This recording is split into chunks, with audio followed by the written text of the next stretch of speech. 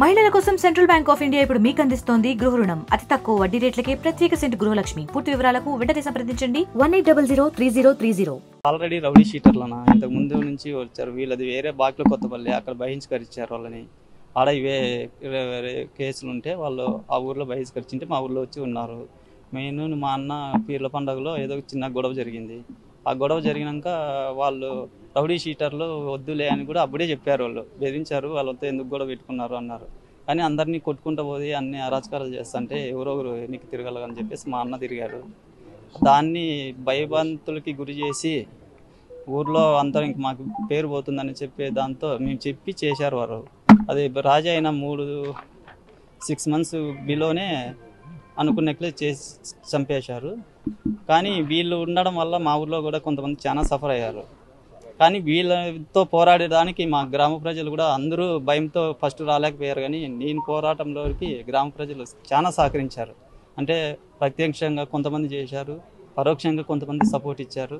దాని మనోబలంతోనే చూద్దాము ఇంక మన ఇంతమంది బాధపడుతున్నారు, ఒకవేళ నా మాదిరి మా అన్న ఫ్యామిలీ మాదిరి నేను మా ఫ్యామిలీ మాదిరి కాకూడదనే ఉద్దేశంతోనే వీళ్ళు సమాజానికి చిడపురుగు లాంటి వారు అని చెప్పేసి పోరానని దాని తగ్గట్టుగా డిపార్ట్మెంటు న్యాయ వ్యవస్థతో సపోర్ట్ ఇచ్చారు. దాంతో గట్టిగా పోరాడినాను.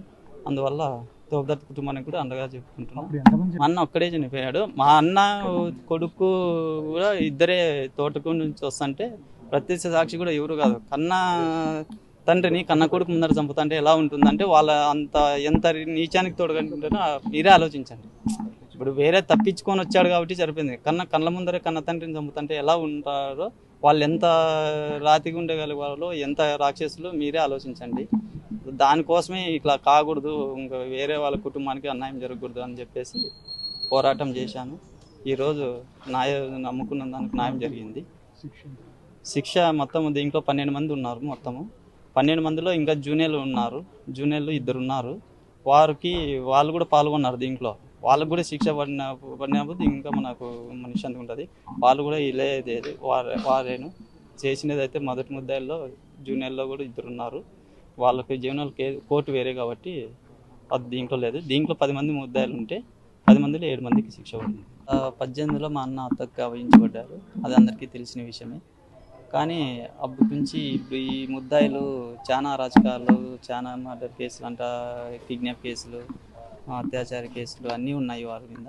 కానీ వారు మీద ఎవరు కేసు పెట్టడానికి కూడా కొంతమంది భయపడేవారు.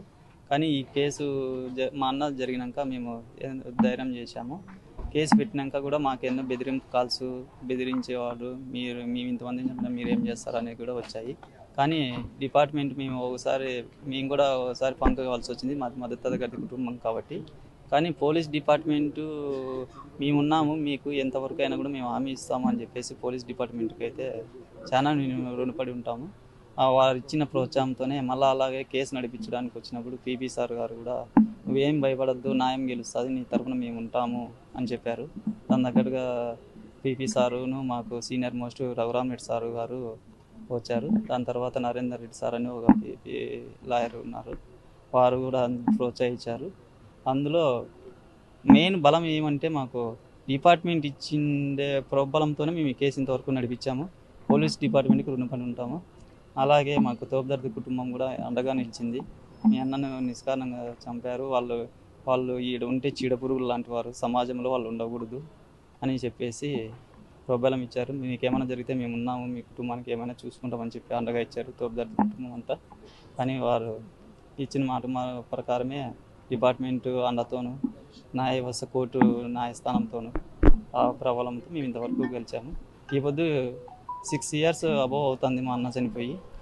ఇంతవరకు మా అన్నకు ఆత్మశాంతి కలిగిందో లేదో నాకు తెలియదు, కానీ ఈరోజు అయితే ఖచ్చితంగా ఆత్మశాంతి కలిగి ఉంటుందని భావిస్తున్నాను. మార్చి 30, 2018 నేను మా నాన్న తోటలోకి వెళ్ళామన్న. తోటలోకి వెళ్ళేసి గడ్డి కోసుకొని వస్తాను. గడ్డి కోసుకొని వస్తుంటే వీళ్ళు ముద్దాలంతా వచ్చి మా మీద బండితో గుద్దేసి మమ్మల్ని అటాక్ చేసినారు. అటాక్ చేస్తుంటే నేను పారిపోయినాడు. మా నాన్న అక్కడే ఇరుక్కుపోయినాడు. వాళ్ళు పెట్టుకోవడంతో అంత నరికి చంపేసి వెళ్ళిపోయారు. వెళ్ళిపోయిన తర్వాత మేము న్యాయ వ్యవస్థను ఆశ్రయించినాం, పోలీస్ డిపార్ట్మెంట్ ఆశ్రయించినాం. పోలీస్ డిపార్ట్మెంట్ మీకు న్యాయం జరుగుతుంది అనేసి సపోర్ట్ ఉంటే మేము న్యాయ వ్యవస్థకు వచ్చినాం. న్యాయ వ్యవస్థలో మేము 6 ఏళ్ళ నుంచి పోరాడుతున్నాం అన్న. 6 ఏళ్ళ నుంచి పోరాడుతుంటే ఈరోజు మాకు తగిన ప్రతిఫలం చిక్కింది. మా ఫలానికి మాకు అండగా ధైర్యంగా డిపార్ట్మెంట్ ఉంది, న్యాయ వ్యవస్థ ఉంది, మా లాయర్లు పీపీ గారు, senior lawyer Raghuram Reddy sir గారు ఉన్నారు. దానికి తోడు మా తోబుదుర్తి అన్న వాళ్ళు మాకు చాలా సపోర్ట్ ఇచ్చారు. నీకు ఏం జరిగినా మేము ఉంటాము, అట్లాంటి వాళ్ళు ఉండకూడదు సమాజంలో. వాళ్ళ వల్ల ఎన్నో కుటుంబాలు నాశనమైనాయి. అవి వాళ్ళు కేసులు పెట్టుకోవడం వల్ల వాళ్ళు ఇంకా చేసుకుంటూ పోతూనే ఉన్నారు. ఈరోజు నువ్వు పెట్టినావు, నువ్వు పోరాడు, నీ పోరాటానికి మేము తోడుగా ఉంటామని చెప్పినారన్న. చెప్తే డిపార్ట్మెంట్ అంతా మాకు తోడుగా ఉంది. మేము ఆ తోడులో ఈరోజు విజయం సాధించి మా నాన్న ఆత్మకు శాంతి చేకూర్చున్నాం.